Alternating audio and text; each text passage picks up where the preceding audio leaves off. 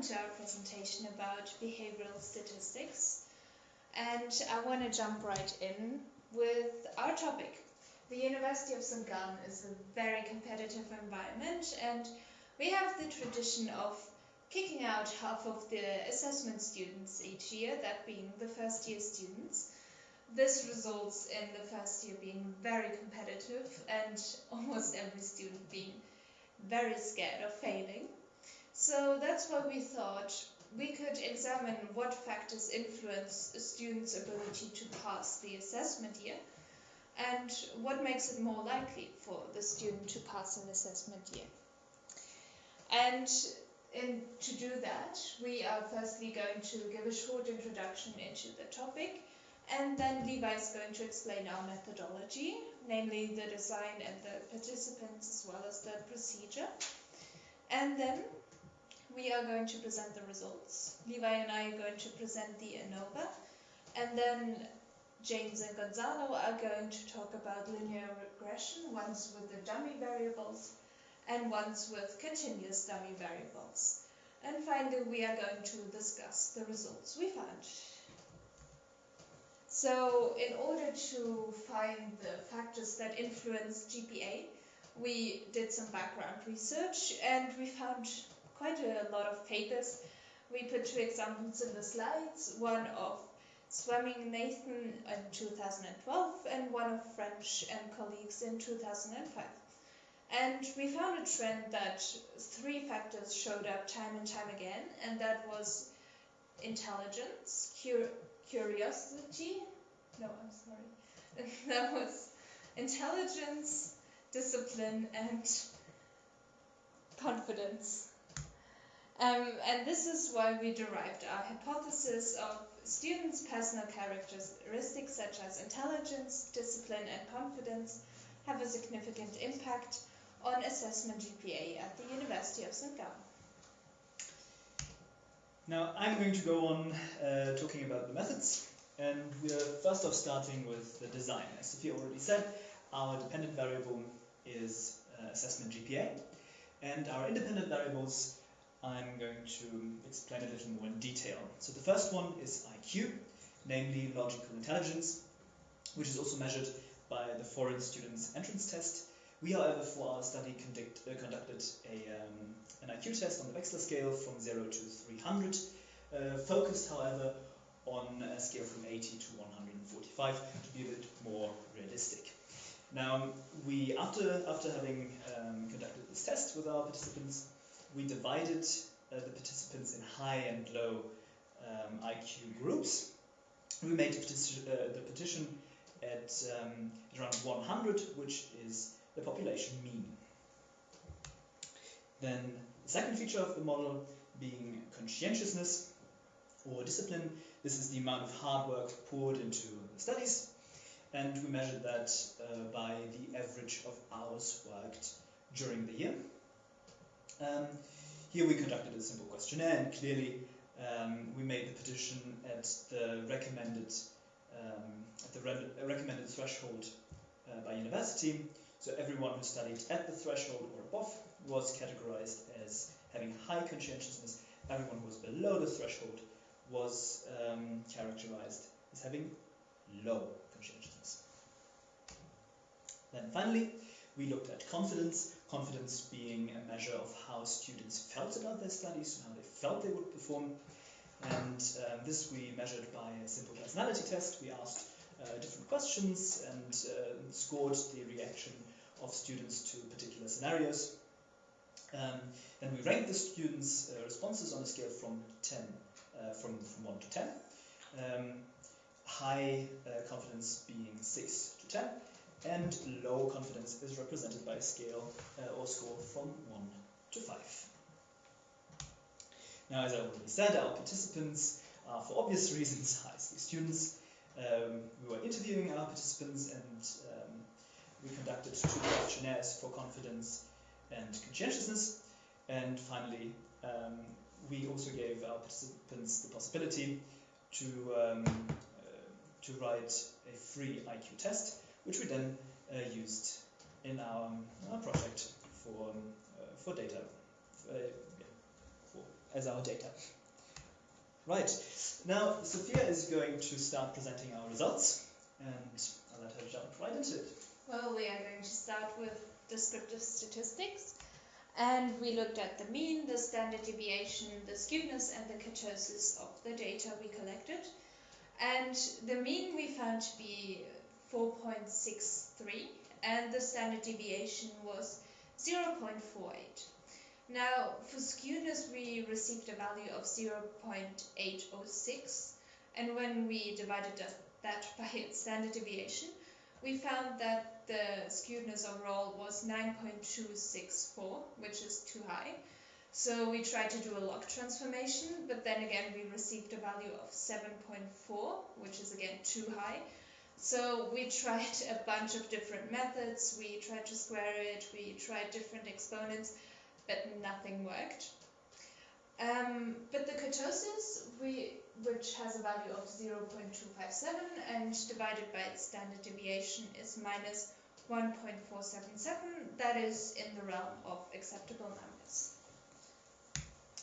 Yeah, now looking at our descriptives, it is very clear that skewness is our big problem. And we wanted to look at that a bit more in detail, so we plotted our data, and we can clearly see that positive skewness. Now, we wondered why that could happen. By the way, this is not the log transformed one, but the log transformed one looks very, very similar to that.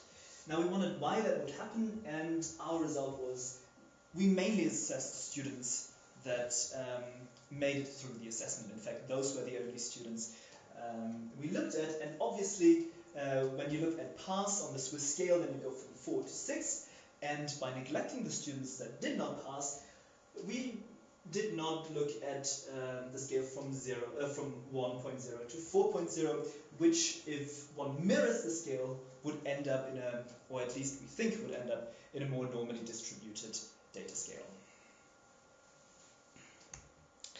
Now, we're going to go on with our ANOVA, keeping in mind, however, that the normality of our distribution is not given, and this already violates the first parametric assumption. Even after log transformation, we do not find normality due to our positive skewness. Now, the levels of data are given. We have our dependent variable on a scale, and the independent variables are in a nominal classification. Now, for the equality of variances or the differences, we conducted a Leans test, which we found to be significant. Therefore, this parametric assumption we unfortunately also have to reject. Now, we still went on and looked at the test of between subject effects, and there we looked at our features, the features of the model, IQ being insignificant because it scores above 0.05. However, we found that 4 factors were significant, and one of them was discipline. As you can see here, the significance is below 0.05. And the second one is confidence. And also significant were IQ and discipline together, and IQ and confidence together, since both had a significance of 0.000. Interestingly, however, the significance of the interaction effect between discipline and confidence was insignificant, as well as the interaction of all 3 features that we looked at, IQ, discipline, and confidence, all below 0.05. Now, when we looked at the effects that were named to be significant in the previous slide, we see that high discipline, when we look at this effect, has a mean of 4.81, and high confidence has a mean of 4.82. And then together, high IQ and high discipline yield a mean of 4.88. And high IQ and high confidence have a mean of 4.76. So we see that the only significant one and the one with the highest mean is high IQ plus high discipline together. Now, short summary of what we've just said. We have a problem with our assumptions, but we found that if our assumptions were given, that IQ is not particularly significant. However, discipline and confidence play an important role. Now, we wanted to dig into that problem a little deeper. That is why James and Gonzalo are now going to present a linear regression to you. Thank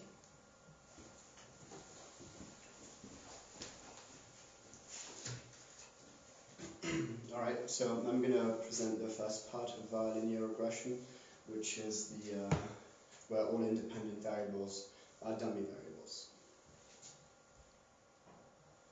So, firstly, our model resembles what has been discussed before. So, we have the dependent variable, which is GPA, and our three main coefficients, IQ, discipline, and confidence, and the intercept and the error terms. So, first I'm going to run you through the various assumptions of the model. So the first one would be tolerance and VIF, which is the variance inflation factor.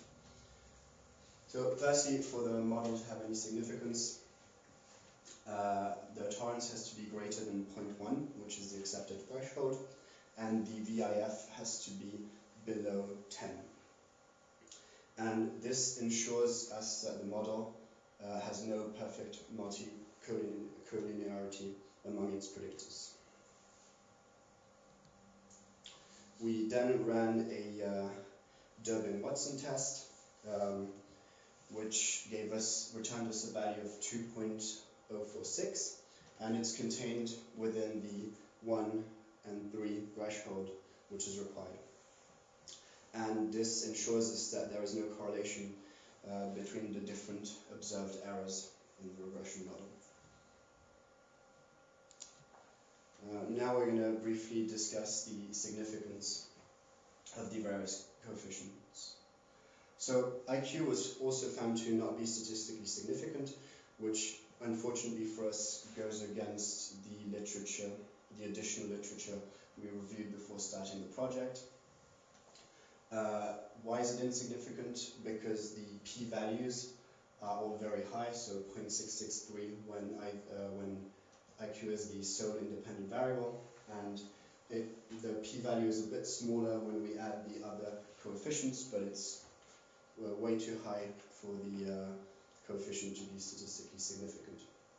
However, we did find that conscientiousness or discipline and confidence were statistically significant because they both had p-values of 0.000, which is very statistically significant. Explaining the coefficients in the model. So high IQ actually decreases the GPA by 0.015, which also goes against any other literature we could find on the subject, but since the coefficient is not statistically significant, this result should be interpreted with due care. High conscientiousness increases GPA by 0.372 and confidence by 0.395. And since both are statistically significant, those results matter in terms of GPA. And lastly, I'm going to quickly explain how much of the model is explained by each variable. IQ, again, returns a very low or even a negative R-squared value, which means it doesn't explain the model at all. Whereas in the second and third model, where we add discipline and confidence, the R-squared value increases, which means that a greater fraction of our model is explained by the variables we introduced to it. Alright, now I'm going to leave the floor to Gonzalo, who's going to explain the linear regression we ran with continuous dummy variables. Okay, as you previously saw, we found out that one of the variables, the IQ variable, was not significant, also was negative to the model. So that thing make us question that probably the problem was that this model couldn't be run with dummy variables. So basically, we grabbed the original data, which was composed for about 3 dummy variables, and we established a continuous random set of data, making a transformation from an scalar to a continuous one. So here is the first result. We now find out that the mean is the same mean as in the previous regression. Now the IQ has a real mean, in which tell us that the students may have IQ much average, much higher than the average of the normal population, and the deviation. Also, we have a mean for the study hours, which is almost about 5 hours and a half, and a small deviation of 2 hours for most of the students. So now the Darwin-Watson value is 1.6, almost 1.7, is between the 1 and the 3 values, so it fulfills the assumption, and we saw that there were no relevant correlations between the variables, so each variable can be able to explain the model without suffering from heteroelasticity. The tolerance was acceptable for all the variables. It was tending to 1 in each of the models. In each of the 3 models, the tolerance was tending to 1, and the BIF in all the models was lower than 10, so I think we are fine with those 2 assumptions, and we fulfilled the no perfect multilinearity among the predictors assumptions, so the model was fine for linear regression. The coefficient explanation. So after we saw the coefficients, we tried to see the p-values. As we assumed, now the IQ was positive, small but positive, and the other variables still positive. So when we saw the p-values, we find out that the IQ is still not relevant to explain the model, but the other 2 variables almost explain the model by itself. So basically, if you want to generate a good model, we should take out the IQ variable, giving us one more freedom grade, and with consciousness and study hours, we basically can predict the GPI. So the results are clearly that it doesn't matter how smart you are. It only matters your dedication and how confident and conscious you are. This is the scatter plot. You can see that we are suffering from heteroelasticity because we can't fit just one line through the sample and minimize the square errors. So clearly, from the data point of view, the data is useless for this analysis, and the regression is not valid in this sense of the way.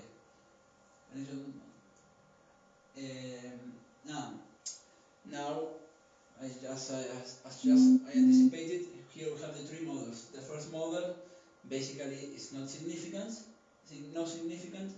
doesn't explain anything. The second model explains a little bit more. You see the difference from a negative value to a positive, almost 1 point value. So basically, now we can see that the variable that we had was the study hours variable. Basically explains most of the model, and when we fulfill the model with the 3 variables, we explain the 87% of the results. So the numbers talk by themselves. Basically, IQ doesn't explain anything, and the other 2 variables are the most important. The continuous dummy model explains less of the variations than the dummy model. Basically, yeah, the continuous model explains much more than the dummy variables. That was a result we previously predicted because the model wasn't suitable for dummy variables. Thank you for your attention so far. Now, James and I are going to go through a quick discussion. I will focus on ANOVA, and James is going to focus on the linear regression. Now, as we already said in the ANOVA part, we have a huge problem with our data. Our data is positively skewed, and we also know where that comes from. We think that by not taking into account students with an average from 1.0 to 4.0, we neglected some chunk of data that could have been important for a future analysis that we might conduct following to this one. Now, with that, this of course we cannot test normality. However, we still found that in the data we assessed so far, so the model we assessed so far, that IQ was of no importance or of no significance, whereas confidence and conscientiousness contributed to a good GPA. Alright, concerning the both linear regressions we ran, we found similarly that conscientiousness and confidence have a significant impact on your GPA.